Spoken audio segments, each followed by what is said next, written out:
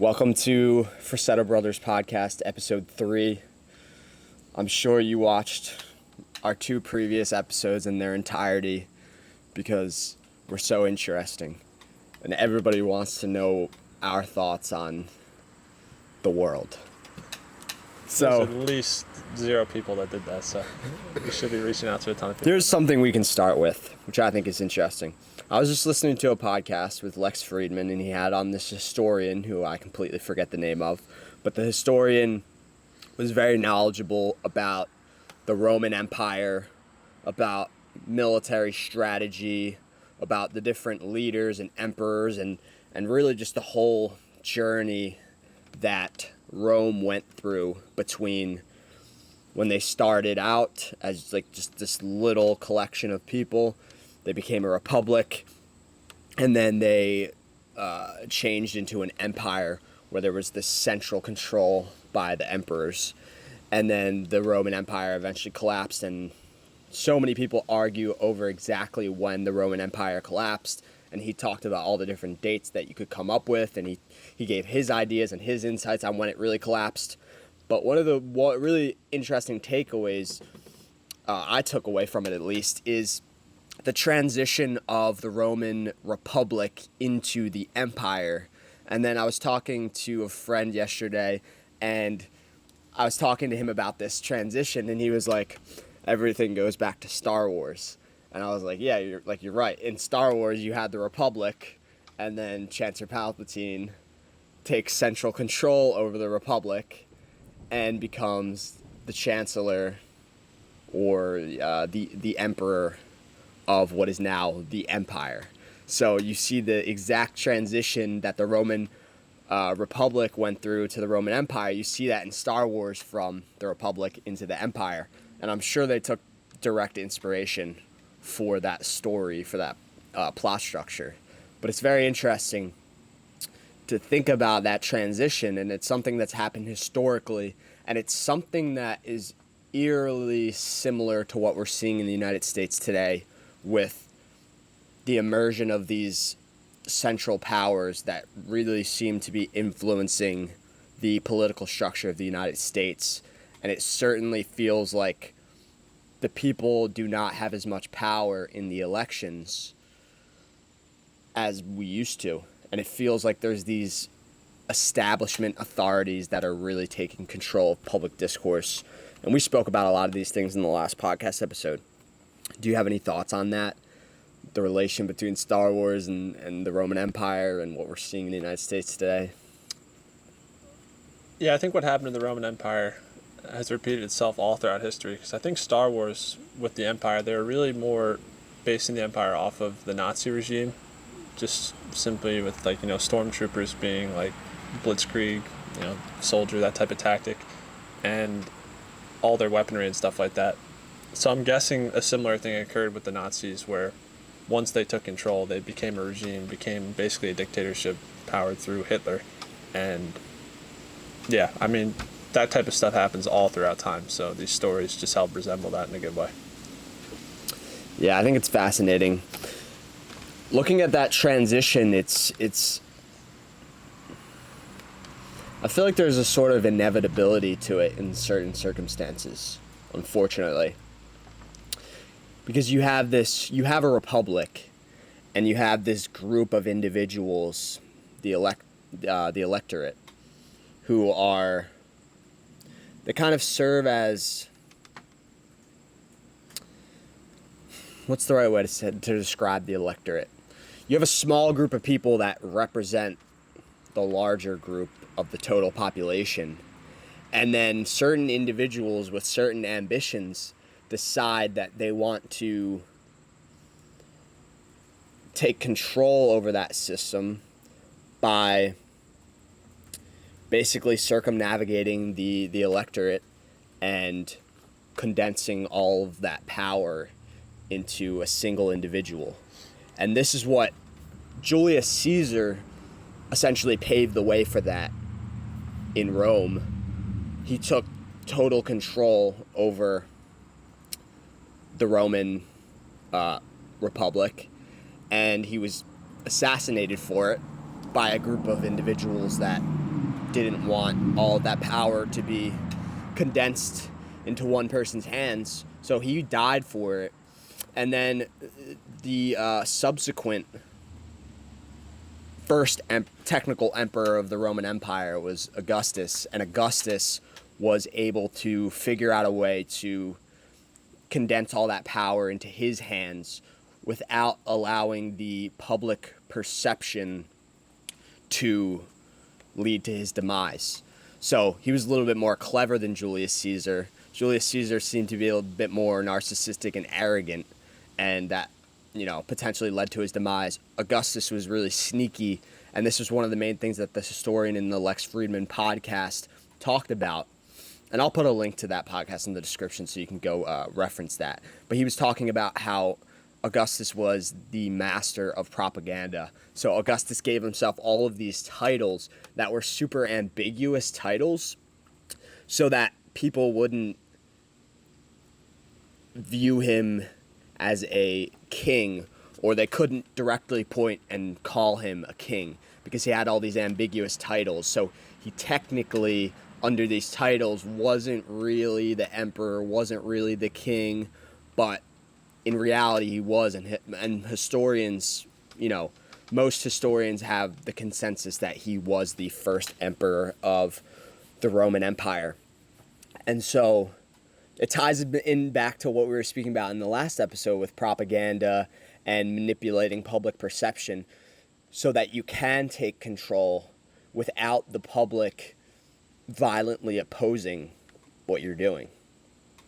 And so that goes back to what we were talking about with the central authorities taking control over the media and taking control over the film industry so that they can push out their propaganda so that people don't question what they're doing and don't go, wait, are these people trying to consolidate all of the power into a sort of oligarchy or a centrally planned government?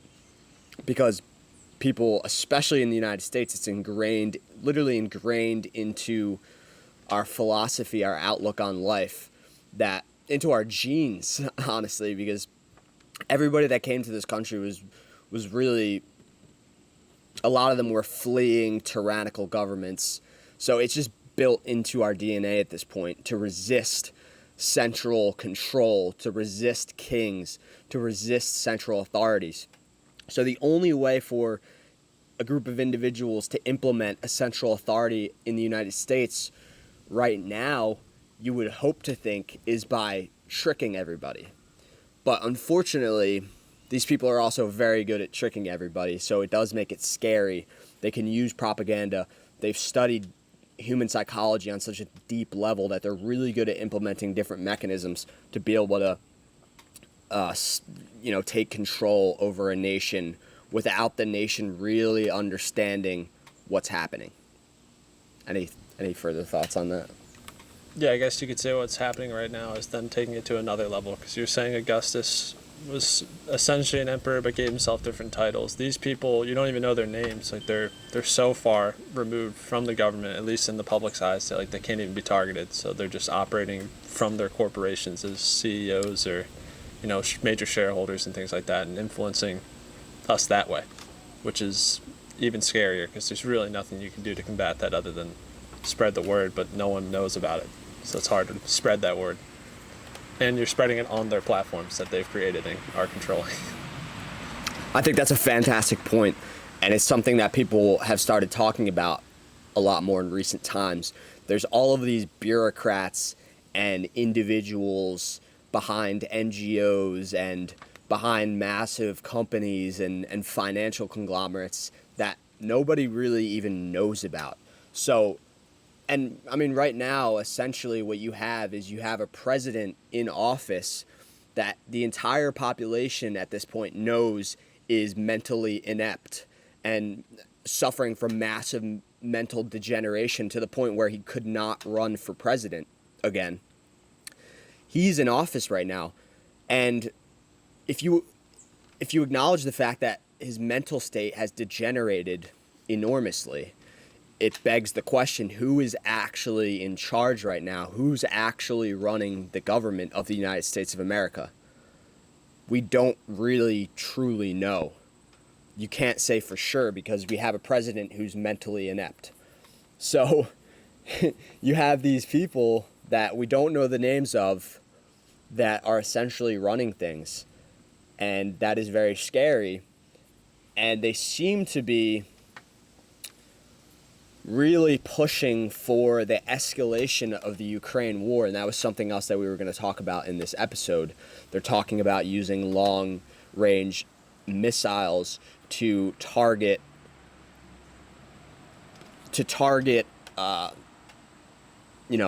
I don't know what they plan on targeting in Russia, but they're thinking about using these long-range missiles to attack certain targets in Russia.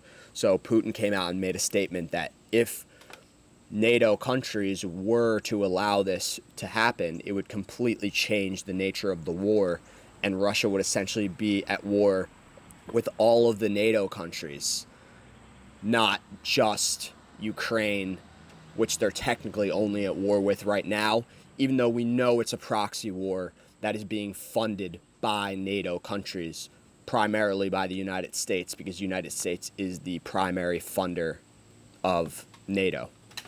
So there's just so many things going on right now in the world, these massive forces that are pushing for certain things, and you don't really know what people are behind it, because you have this globalization of the world where there's these global organizations with these people making decisions that affect multiple countries, that affect hundreds of millions, if not trillions of people, and we don't really know who's in these rooms making these important decisions that affect all of these lives. So it's a very precarious situation we have going on.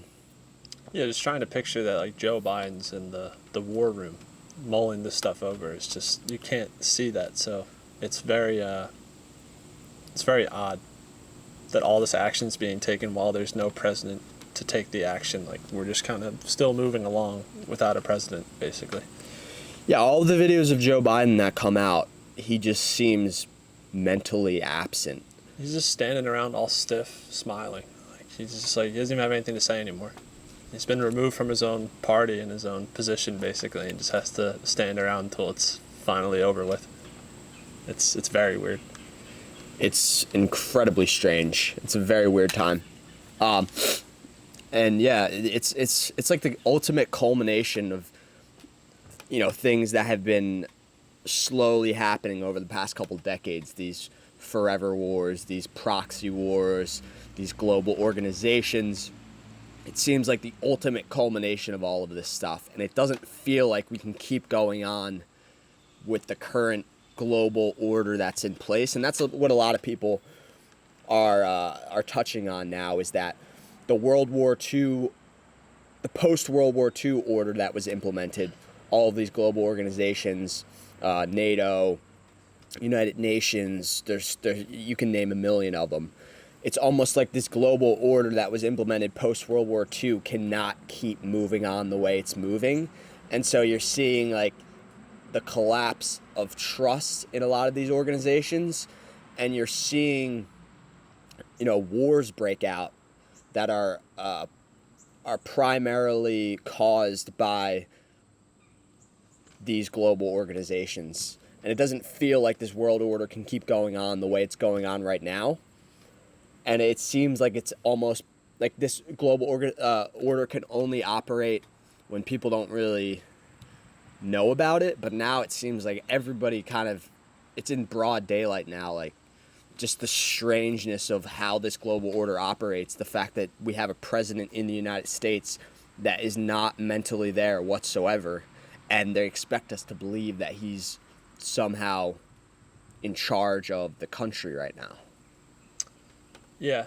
I mean, as far as the global order collapsing, maybe in some ways, but as far as like our wars are concerned and the military-industrial complex, keeping those going, I think it's operating at maximum efficiency still. I mean, the whole Middle Eastern kind of combat totally blew up in their face. Like, that narrative's collapsed, that we were going there for them potentially having nukes. All that narrative has just been unraveled, and they very quickly, immediately pivoted to the Ukraine-Russia war. And there's a lot of people that argue that we should be in that war and should be trying to crush Russia. And most of them are Democrats, which is kind of funny. They used to be kind of more on the don't fight the enemies, kind of on like the peace side of things. And that's kind of like flip-flopped a little bit. They kind of set that narrative up with the whole Russia hoax with Trump by trying to align conservatives with Russia so that the Democrats now want to destroy Russia. And it's just kind of interesting how that all played out, because I think that war is actually quite divisive. It's not like a thing where everyone sees it as, oh, they're just trying to fund another war. And there's a lot of people that don't feel that way and that actually want that war to keep happening. Yeah, I agree with most of what you just said. I would just correct one little thing. The establishment Republicans are still on the side of the military-industrial complex. I mean, you just saw Dick Cheney. Oh, yeah. The whole government is 100%. I'm just saying, like, conservative citizens, like, I feel like a lot of them are not for this war, whereas they usually would be, like, in the past, I feel. Yeah, I see what you're saying. I guess there are a lot of average citizen Democrats who are in favor of supporting Ukraine as much as we possibly can. Simply because Russia's been painted as like a major villain to them since they believe they interfered with the election and made Trump win. Like that's the narrative that they use to back wanting to fight them. But how many average citizens do you think support using long-range missiles to directly attack Russia? Hopefully, when clearly explained to them, very little would want to do that, because that's basically an easy way of declaring World War III at this point. So hopefully not many people would believe in that, but they don't need to tell them. Like this isn't going to get out to that many people, I would expect. So it'll be interesting to see if we move forward with that plan, because that's a very scary idea. See, that's the other scary thing is why would that not get out to a lot of people? That should be a front headline. When did this story even develop? I haven't seen it yet. Usually I get this stuff pretty quickly. It's developed over the past couple days because Putin made that statement, and I guess the U.S. government either held some public press conferences or made statements talking about how they were, discussing this, or maybe journalists got the story. I'm not entirely sure. I mean, I got the news through X, and then I saw the video of Putin making this statement about it. So I hope it will get out to a lot of people, because it's kind of a major issue and should absolutely, without a doubt, influence people's decision in the coming election. Did Putin make like a video statement, like addressing his nation? And is that like going around on X? Because I haven't seen that video yet. Yeah, he made a statement to a reporter, and it's been going around. Yeah, that's a shame. On social media. Yeah, I did see like the spacewalk. There's been some stuff going around on X as of a few days ago, but I have not seen that yet, which is kind of weird, because I typically would have a feed that would show me that type of stuff.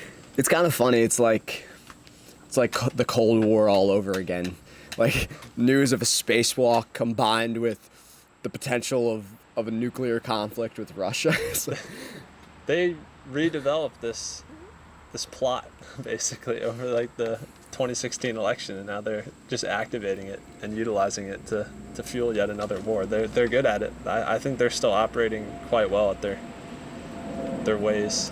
It's the same thing all over again.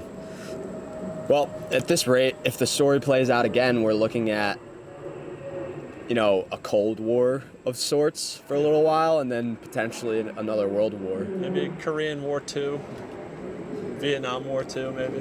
Let's get it going. Let's do it.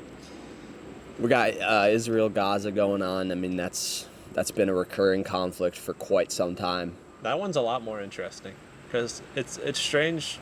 Most of the politicians will not speak out against Israel, even though, like, I think a lot of the Democrats are very pro-Palestine, like the citizens at least, but their candidates will not match that viewpoint.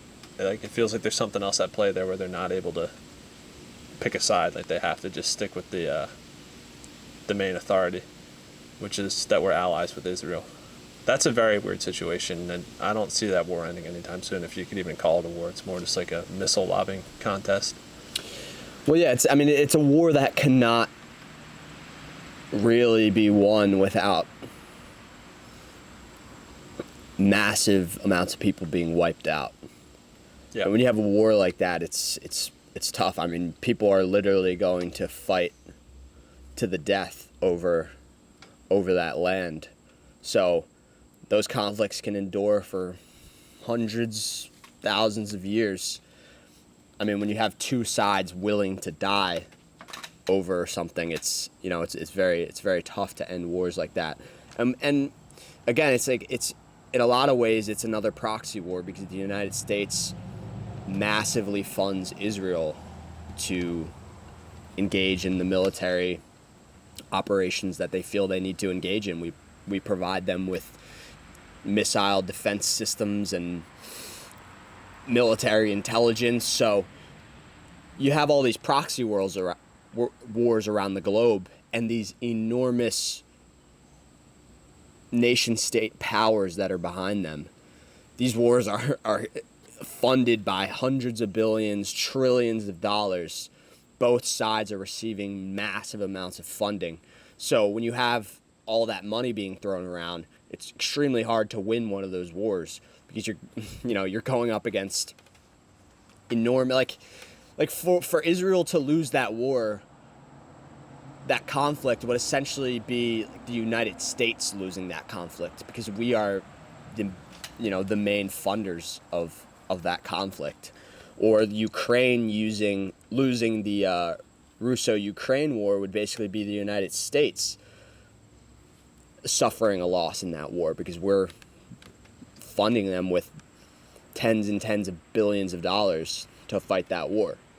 Yeah. So it's really hard to see how these proxy wars end, because there's so much money behind them. And like the war on terror, for example, which we started after the 9/11 attacks, is still going on to this day with no end in sight. There's drone strikes taking place all over the Middle East still, due to us trying to target terrorist groups. So it's really hard to see how any of these wars will actually end. For a lot of them, there's no end in sight. We have two different endings you can look at it just in our past. With Korea, we were able to just fight to a standstill and set up a really shaky truce. It's not even they don't even have truly established borders. I'm pretty sure they're just at a standstill right now. Like, that war is technically still on. And Vietnam, we pulled out and lost, and that country got completely taken over by the North Vietnamese. So those are two potential realities. The other, which I don't know if we've experienced yet, would be winning. But what you're winning against in these two current wars, you'd be taking over Russia, which doesn't seem like a possibility, or taking over significant portions of the Middle East, or obliterating them, which also doesn't seem like a possibility. So the wars just seem like they're set up to go in perpetuity until we feel like we've had our fill and want to have a different war. And I guess that's just going to continue until whatever happens. Yeah, it's like in the olden days when these great military generals of history, great conquerors of history were going around. They were conquering places quite definitively. They were taking control of new lands. They were, enslaving mass numbers of people. It seems more black and white if you look at it historically. Maybe it wasn't at the time. But with these wars that are going on in the modern era, again, like you said, with the Russo-Ukrainian war, if the only way to win that war is to take over Russia, that's horrifying, because Russia's not going to allow itself to be taken over without first using nuclear missiles to defend itself. If it sees that there's an existential threat to its existence, the most likely outcome is that it's going to use nuclear weapons against that existential threat. Yeah. And it's terrifying to think that we're cornering Russia into having to make those, it's probably the most difficult decision that can possibly be made by a leader, is the decision to use nuclear weapons. So, yeah, it's almost like I said, it's the culmination of all these things that have been building up over the past couple decades. And it's almost like at this point, to win any sort of war now means to use nuclear weapons. And I know there's a quote from, I forget what leaders it was, but they basically, it was Gorbachev and who was Reagan? Talking about the president? It might have been Reagan and Gorbachev. They made the joint statement that a nuclear war cannot be won and should never be fought. And it could not be more true. If you engage in a nuclear war, you're just looking at mass destruction of both nations. It's basically suicide. The agreed upon suicide of both nations. Potentially the destruction of all of humanity. So you can't really win these wars anymore if both parties are nuclear powers. So yeah, that's the other factor. Like with the Korean and Vietnam War, those countries, this was early after World War II, they weren't developed. So the proxy wars were pretty effective because it felt like you were just fighting in kind of like a poverty-stricken area and fully funding the effort. Now it's like the targets we've picked, we're playing around with Russia and forces in the Middle East that have nuclear weapons or could easily have them provided by countries in the East. So it's like, what are we really fighting for other than to just keep fighting? Like, because I don't see a resolution for these wars. Yeah, so I mean, I think people are fighting for the same reasons that they've always been fighting. You know, you're trying to take control of certain areas and influence the political structures, the governmental structures, the belief systems of said area. People are fighting for control over resources, natural resources, technological resources. But it's like, again, you these wars, since a lot of countries have nuclear capabilities now, fighting wars, you know, it's almost impossible to win in a definitive way like you used to be able to throughout all of human history. Yeah. I mean, in the case of Israel, that's more like a religious war. They're fighting over religious territory, and it's highly contested, and like, I don't even ever see a resolution for that spot on Earth. It's been in turmoil for thousands of years now. So I don't know what we even do there. I guess we just have to continue aligning ourselves with them and just continue going until it stops and starts over and over and over again. As with Russia, we kind of instigated that war by encouraging Ukraine to join NATO, and Russia doesn't want NATO allies on their border. So whatever reasons they say they're fighting the war for, it's really just that at the end of the day. And if we don't drop our stance, then that war will keep going as well. And it can't resolve because either they surrender, which is highly unlikely, or they start releasing nuclear bombs upon the world, which we have no measures. Like, we could probably shoot them out of the air, but what are we going to just deal with, like a nuclear winter? Like the whole world just, I don't even know. It just seems like apocalyptic. I mean, it seems like two of the only clear resolutions that could happen with that war is Russia takes over Ukraine, or, you know, Russia gives up on trying to take over Ukraine. But it doesn't seem like Russia's going to give up, and it doesn't seem like Russia's going to give up, and it doesn't seem like Ukraine can win that war. So it's very it's depressing. Like, if Russia gives up, the reason they fought the war in the first place most likely won't go away. So they're just going to redevelop and then probably re-engage in the war at a later date. Like, it won't. I don't know how you resolve the conflict there. I don't see like a clear compromise. If we're pushing for more and more countries to align themselves with us, and Russia doesn't want that, then what do we really do there? Well, that's the thing, is there has been treaties that have been proposed that have been shot down by forces of which we don't fully understand. I mean, you brought up before, like BlackRock and some of the other big institutions are buying up farmland in Ukraine as this war goes on. So they're basically taking advantage of them being vulnerable and, I guess, needing funds of any kind. Yes, people are profiteering tremendously over those wars. It's hard to think about, to put yourself in the psychology, or to put yourself in the mind of individuals that have made the decision that they're going to try to maximize profit by funding wars that lead to the deaths of millions and millions of people. But I think it's something that is a good thought experiment to do, because there, without a doubt, are individuals out there who have made that decision. Well, the very common thing that people use to justify actions like that is that I don't do it, someone else will do it, so I'll just try and do it in a more moral way. Like, that's a very common justification. I'm sure a lot of them think that way. Others probably think what they're doing is helping. Like, they're buying up farmland, that's giving them money to keep fighting the war, but they're probably not looking at the big picture and that, well, how does this war really end? Like, is this a war worth funding and profiting off of, or am I just causing more and more people to die? Yeah, I think there's some,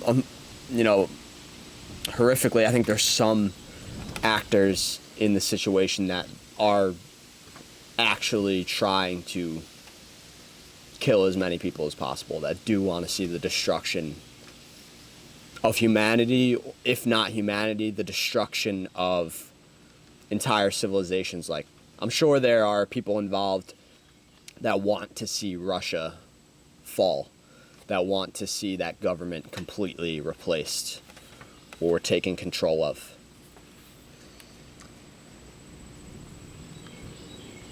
Yeah, and I just think you have to keep looking at that in a big picture sense. I just don't see that as a clear cut, like, oh, we took over Russia, they surrendered. Like, that possibility doesn't even seem remotely likely to happen. So yeah, I just don't get it. It's hard to wrap my head around that conflict. Yeah, I think it's difficult for everybody, and I think people struggle to even have conversations about it because it's such a difficult thing to discuss, because we don't really know the full story. We don't know who's really in charge of the conflict. We don't really know what the reasoning is for why they keep pushing this conflict with Russia. It's really hard to say. I mean, some politicians just sum it up as there's these neocons in the government that are just warmongers, which perhaps there's, a great degree of truth to that. I mean, I guess if you think about it, like, you've spent all your life, you're a military general, and you've spent all of your life building your reputation. All of your achievements have to do with war, and you're basically built to engage in war. Or you're one of these politicians, most of them are like in their 60s, like, you grew up all throughout the Cold War era just being fed all this information about Russia that painted them as a absolute villain, and you still believe that and just believe they need to be fought and destroyed. So, like, it's hard to break that line of thought without really considering what the end results of the war could be, and I just don't think they really care. I mean, their positions, they don't benefit from not having war. They benefit from it. It gives them something to do, a platform to run on, a base to build support out of. Like, it's good for them, especially the people that are involved with the military at the same time, or were involved with the military. Like, they're very tied with one of the only ones I've ever seen that isn't is like a Tulsi Gabbard, where they were in the military and have actually, like, detached themselves from it and are trying to kind of run against the military-industrial complex, but a lot of them don't.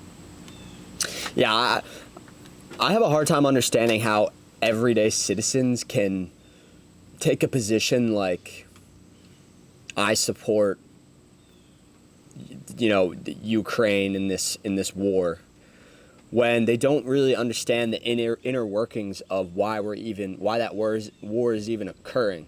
Or, people, like, were wearing around bracelets about, like, free Palestine, stuff like that. It's like, how can you take a hard stance, or, like, even signal that you're taking a stance on this war when you don't understand what is actually going on, why this is really occurring or taking place? I guess the Israel-Gaza conflict is more, widely understood why it's taking place. It's been taking place for a long time. The Russia-Ukraine war is extremely difficult and complex and hard to understand unless you have, intelligence information, unless you're actually in the military-industrial complex and really have access to why this is happening. Yeah, I mean, I don't even have, like, the first clue of how the war is being fought. Like, what I see on Twitter, like, the very few things that's, like, footage of the war, it's mostly just, like, drone stuff where they're using drones to blow people up. But that, like, there are soldiers on the ground. I don't know what they're doing, though.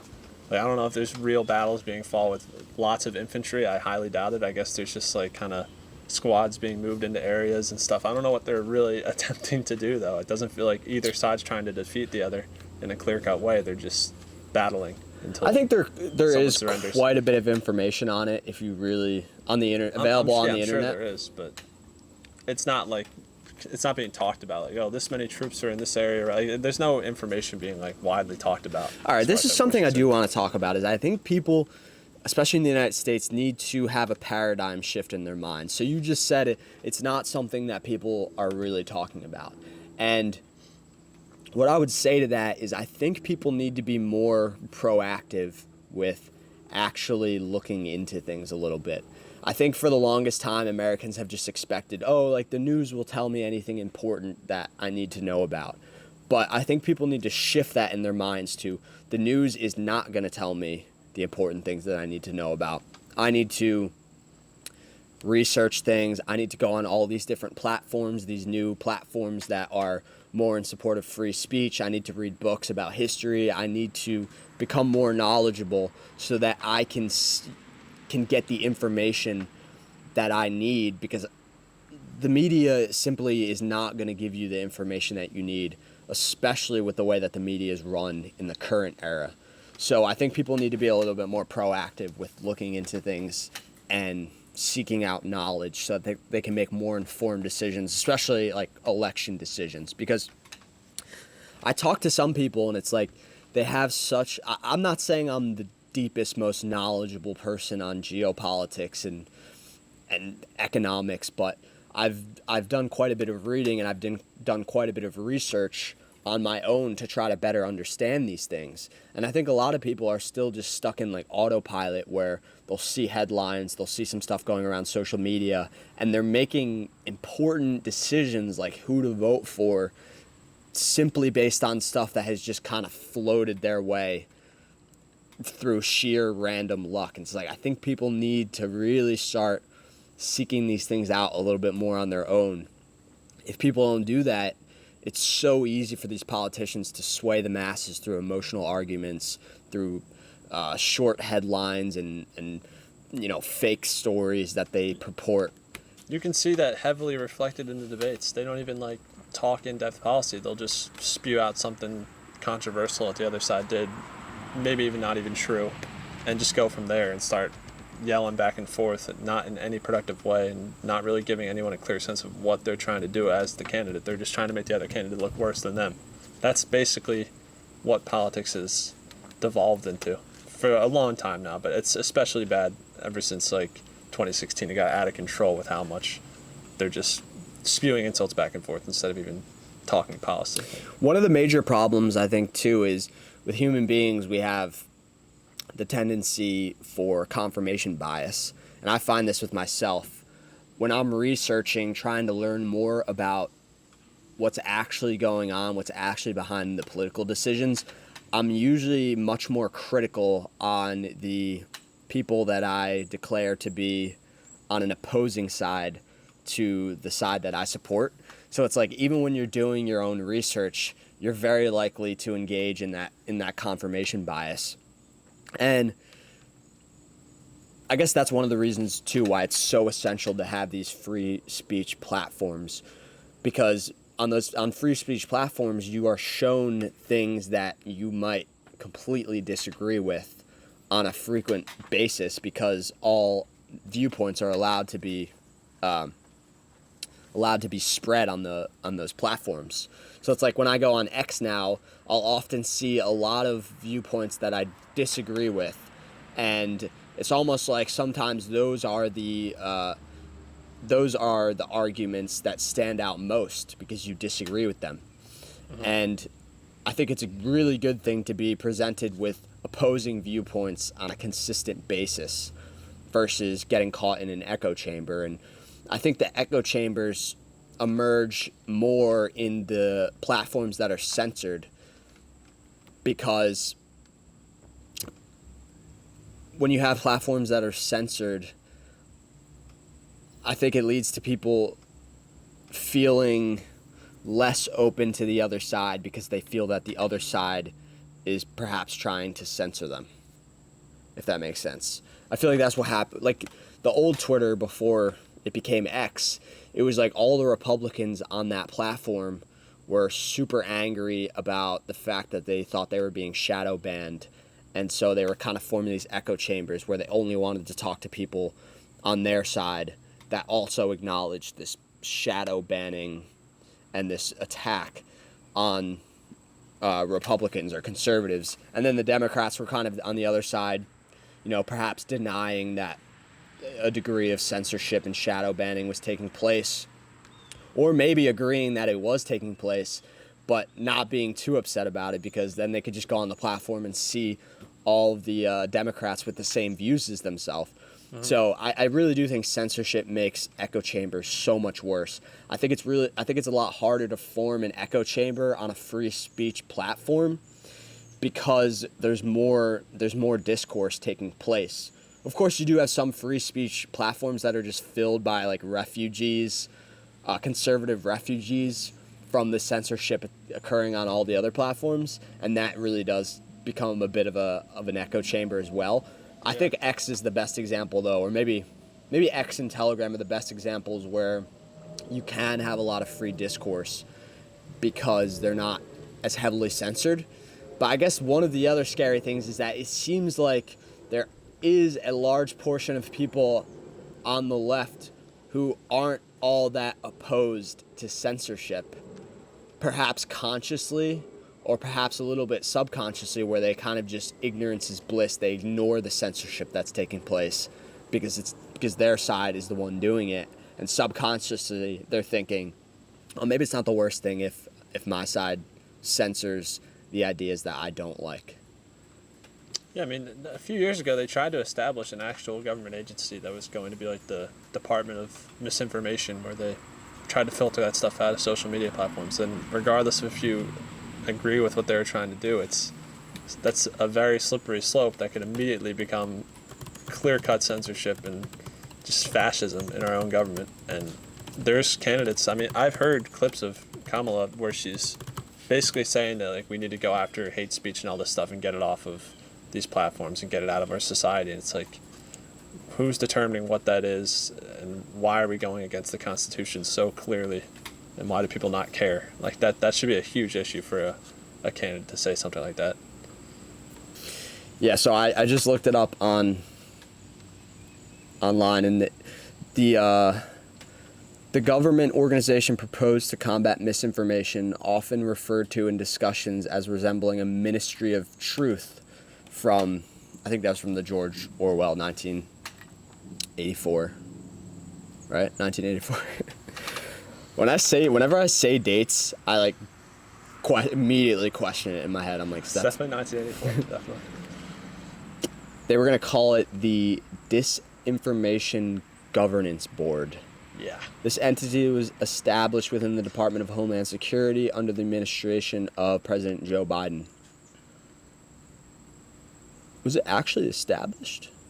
I thought it was briefly established for literally a couple days, but there was a lot of outcry, and it was disbanded very quickly. It was just a proposal. It was just proposed? Okay. Yeah, so they must have seen the analytics and gone against it. The fact that they could even propose something like that without an immediate revolution. Well, and right off the bat, they immediately tried to label it in a way that could be vague. They just said disinformation, because that's something they've been pushing for a lot, is that there's disinformation. There probably is. There's a lot of bots on these social media platforms, but a recent example of them, the CIA was just involved in censoring the Hunter Biden laptop story. So if that was considered disinformation, that's immediately an example of them potentially censoring truth from getting out. So that's what that agency could have immediately been doing, something like that, which is extremely problematic. So I think something important to point out is that there's been a war for all of human history over control of information. And it wasn't until the genesis of the United States. The United States was the first country to embed into its founding document freedom of speech. And the reason they did this is because the founding fathers were perspicacious enough to identify the fact that there's been this information war fought for all of human history, and the only way to prevent tyrannical groups from taking over a nation is to embed into the founding document freedom of speech. And there's a reason why it's, the First Amendment of the United States. I think there's a quote from, I want to say it's Thomas Jefferson. RFK's been using it recently.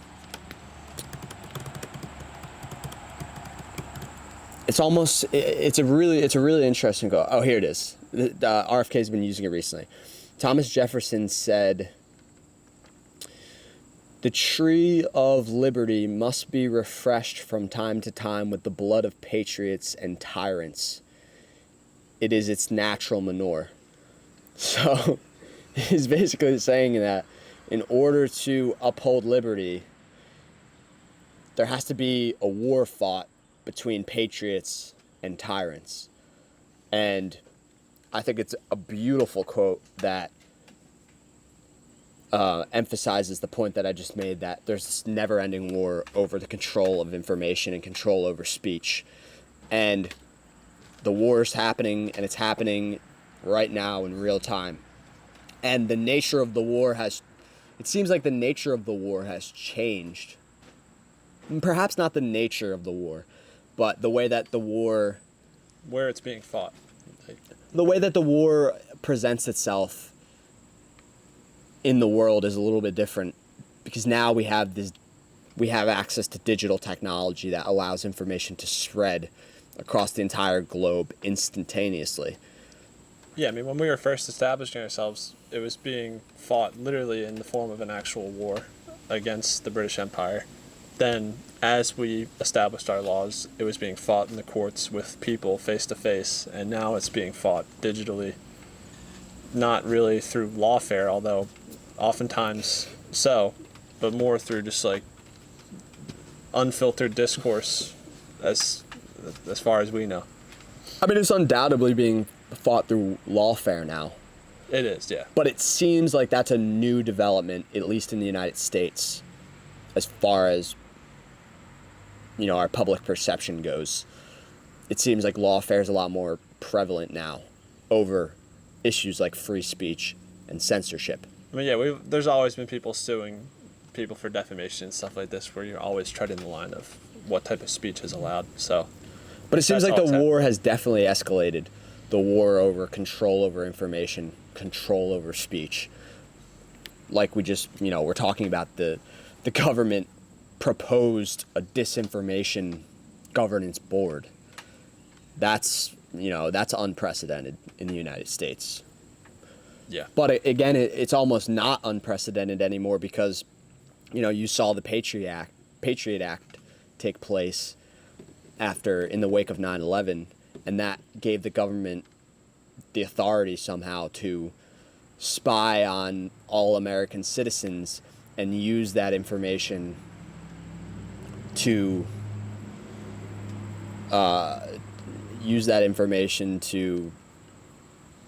I guess, silence certain individuals. Yeah, and I love this because you always see this stuff eventually develop in movies. Like, even if it's not the director consciously knowing that they're speaking on these issues, but like, to relate this to Marvel, in The Winter Soldier, you basically have the Patriot Act being like extrapolated and brought out to its worst degree, where they're literally calculating based on surveillance, like who is going to become a criminal, and acting beforehand with like those giant ships. Like, you always see this stuff reflected in society. I know I've seen a video before breaking down how different movies reflected different eras, and there's some zombie, or it's like an alien movie that came out during the Cold War period, basically drumming up that same type of fear that these people are living amongst us. Like, it's that same theme. So like, this stuff plays out in movies as well, and you can see it recently, where the government is portrayed more and more now as this somewhat evil organization that's always watching us and kind of our enemy. Like, that's the current period we're in. That's why it feels like it's escalating so much, because we're starting to turn against our own government in a way that we hadn't before. There used to be like an established trust, but that's really starting to break, and it'll be interesting to see what they do to quell that, if they start really implementing agencies to censor us or change their ways. That's a fascinating example that you bring up with Winter Soldier. And Winter Soldier has a lot of resemblance of reality in it, I feel like, because the whole plot of that movie is that this organization Hydra, which was a Nazi organization, embedded itself into a United States run organization, which was SHIELD, which was a military organization. And Hydra was able to take control of that organization and then try to implement, like you were saying, that algorithm that allowed them to detect anybody that would become a criminal, or what ended up really being true was that they were trying to eliminate anyone that would oppose Hydra. But they were saying we're going to use it to eliminate anybody that might become a criminal.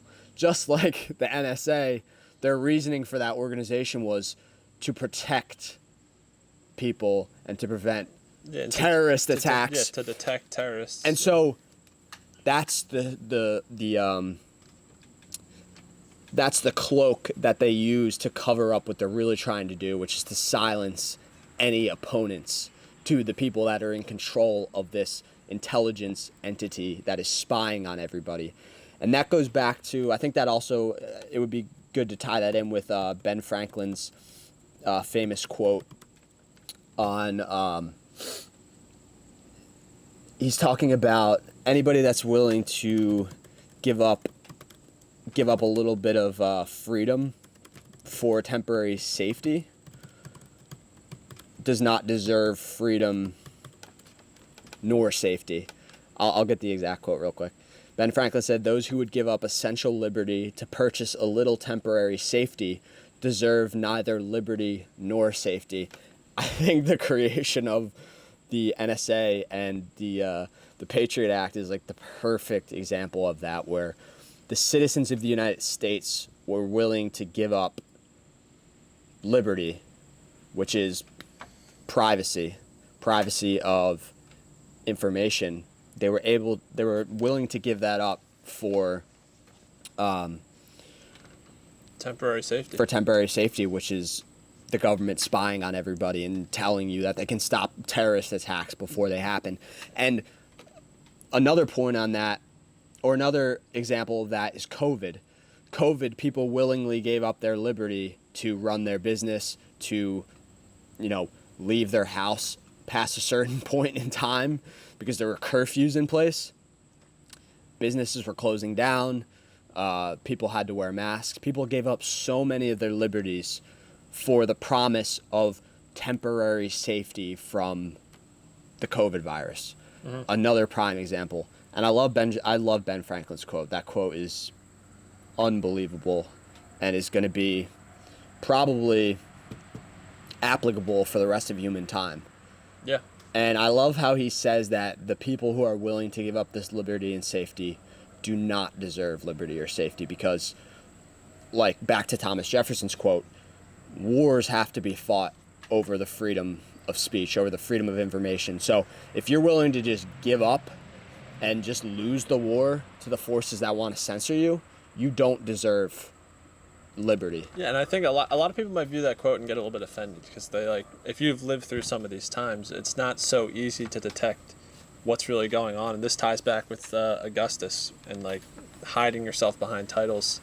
The Patriot Act, just naming it that, it's hard to immediately see the issues in what our government's doing, because they're never going to do it in a straightforward type of way. They're always trying to paint it or skew it in a good fashion where people can side with it. So you really have to be actively detecting this stuff. Otherwise, you're just going to fall victim to it, even if you necessarily wouldn't if you had it laid out clearly. And that goes back to my point. I think there needs to be a paradigm shift in so many American citizens' minds that you need to be actively paying attention to what's going on, actively fighting the forces that are trying to censor the entire nation, if not the entire world. If you don't pay attention, these forces will trick you, and you will lose your freedom, and you will lose your liberty. And it's I'm going to tie this back into Star Wars. In Star Wars, both of these sides are painted very clearly. You have the dark side and you have the light side. The dark side operates through deception and lies and manipulation. And the dark side is trying to censor people, trying to take control over mass numbers of people, trying to have all the power condensed into just a really small group of individuals. You see these same archetypes, these same stories, these same plots play out across all these different movies. We always bring up Marvel and Star Wars, and I mean, these are the most popular movies of all time because they contain these stories, these archetypes, these things that have been going on through all of human time. They display this battle between free speech and censorship, this battle between central planning and republics and democracies. You see these same things play out over and over again. And a lot of these properties have been bought up by the streaming platforms, and they're kind of having their way with them. And a lot of the fans are getting very frustrated because the new way they're trying to paint these stories isn't that black and white. They don't want them to be battles of good and evil. They're starting to paint, in The Acolyte recently, they're painting the Jedi as villains and the Sith as these more nuanced characters than they were before. Just recently, Rings of Power Season 2 came out. You were just reading Lord of the Rings. They're in that show trying to paint the orcs as maybe not so bad as we originally thought. They're more of a peaceful people that just want their own way of life. In these stories, they're not being, from their original creators, those forces are not being created to ultimately be perceived as good. They're intentionally displayed as evil because that is what's happening in the real world all the time. There's evil and good battling it out. But now with these streaming platforms, they're trying to basically just blur the line completely so no one can form clearer opinions and go against these forces. They're trying to paint them as potentially good. That's been like a very common thing occurring right now. And that goes back to what I was just talking about, where the dark side is displayed as this force that operates through deception and through trickery. And it's like that scene with Chancellor Palpatine where he's like, he was just trying to electrocute Mace Windu and now he's all like pale and he's like, I'm so weak. And it's almost like the evil forces in the world, one of the ways that they trick people sometimes is by pretending to be the weak, pretending to be the oppressed. And that's a major narrative that we're seeing in the United States right now, is that these oppressed groups of people, they've just been oppressed for so long, and now we need to start viewing them as the good guys because they're so oppressed, and these groups have... And the Jedi themselves in the prequels, they're... prior to the prequels had been this force of good, but they've been in this good era for so long that they're becoming blind to the even potential of evil, and they become arrogant, and that's what ultimately leads them to fall apart. And that's basically what's happening in our society right now. There's just too much ignorance and bliss, and people aren't really paying attention to just how pressing a lot of these issues are. I fear that it's almost an inevitability that, like in Star Wars, the recurrent story, the only story that they seem to be able to follow is that it starts with this republic and then it falls into this darkness with this centralized control, with this empire, and then a dark shadow falls over the entire universe, and then a rebellion has to be formed to fight for the freedom, and then another republic is formed, and then that one falls, and then the dark force takes over again. It does scare me to think that maybe that is the story that has to play out. So maybe in the modern world, the United States has to fall, and a dark veil has to fall over the world, and then a new spark has to be lit. Yeah, the only time we see historical trends start to break apart or change in context is through technological innovation. So unless certain breakthroughs occur, like if we were to somehow figure out tomorrow how to make Mars a livable planet, that might totally change the way we handle these wars currently on Earth. They could immediately lead to quicker resolution if now there's a whole new planet that we can have resources drawn from, that everyone can start making moves toward. But right now we're just stuck on this planet repeating the same cycle. So I don't know what's going to stop it from happening other than expansion. That's an interesting point. I haven't really thought about it like that before.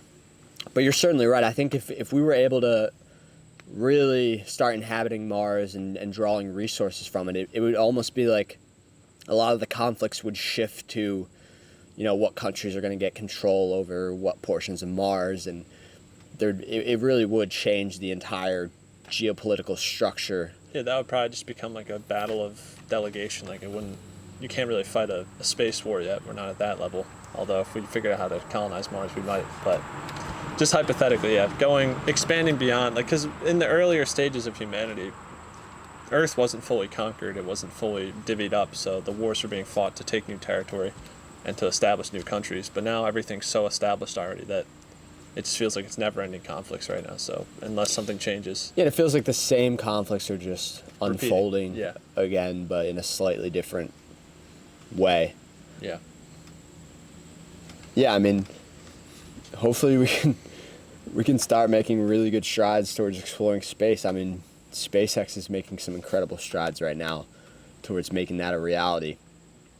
And yeah, I mean, these stories are, embedded into human psychology and play out over and over again in all of the movies and the works of fiction that we create, and they play out in the real world. And I guess the only thing you can really do is try to learn as much as you possibly can, try to become as knowledgeable as possible, and try to believe in the highest possible good and believe in the truth. So it is, it's a fascinating discussion, and it can be depressing to think about, but it can also be a little bit comforting just knowing the fact that these cycles just continue to play out, like that. It's not necessarily the end of the world all the time. It's just the way the world has gone for all of time, Yeah. But it is scary when you recognize like a narrative or a story or a plot that seems to play out over and over again, and you realize that, we're in the part of the plot where things get really bad. Yeah, that's the only rough one. And I think any really intelligent individual recognizes the fact that we're in the part of the plot where the war takes place. We're in the part of the plot where mass destruction takes place and people we're at the part of the plot where blood has to be shed to renew the tree of liberty. A little bit, yeah. It's scary, to think you might have to put your life on the line to, fight for liberty. But with no clear outcome. I mean, we've had dark ages before, so they could win to a degree where things are just shut down for centuries until a rebellion. I mean, it's a war worth fighting, though. Yeah. So at least there's meaning behind it. But it's like, I think we're at a massive turning point in the United States where people are going to have to start taking genuine action. People are not going to be able to just go in autopilot mode for much longer. It's going to get to the point where it's like you have to pick a side. You have to decide what you're going to be fighting for, because you're going to be fighting for something. That's if they let sides be formed. Like, they're doing a very good job of diluting the information out there, so it's hard to pick like clear opponents and clear enemies. Everyone's just scattered a little bit. Yeah, I mean, I think things are reaching a breaking point. I think this election is going to be, without a doubt, the most highly contested election in all of the history of the United States.